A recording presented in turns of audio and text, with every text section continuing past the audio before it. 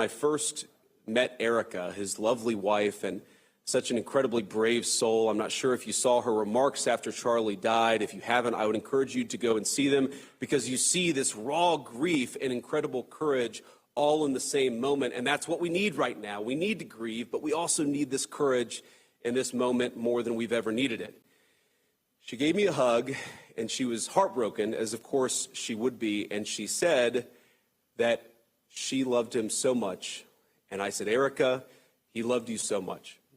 He died way too young, but he died a happy man because of you, because of the family that you gave him, because of the home and the life that you guys had built together.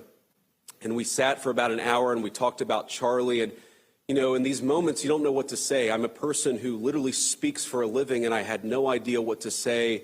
And I didn't try to console her, because how can you console a person who just lost a loving husband and father?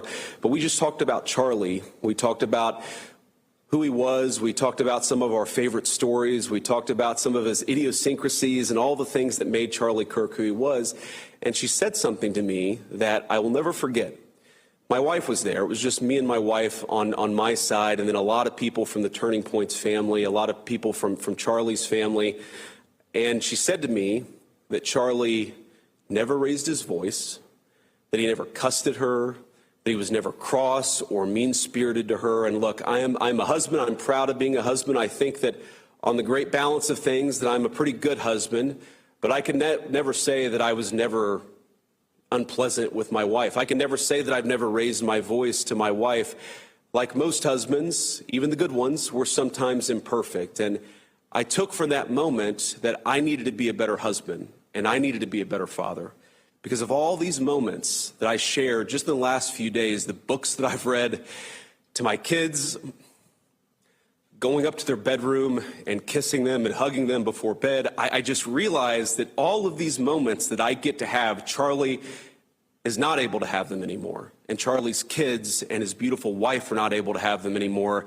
And maybe the best way that I can contribute and the best way that I can honor my dear friend is to be the best husband that I can be, to be the kind of husband to my wife that he was to his.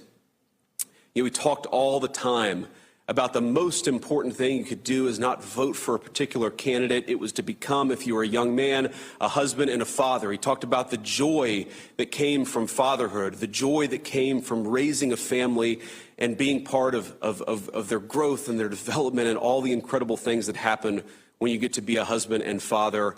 And that is the way that I'm going to honor my friend, is to be the very best at that most important job that I can.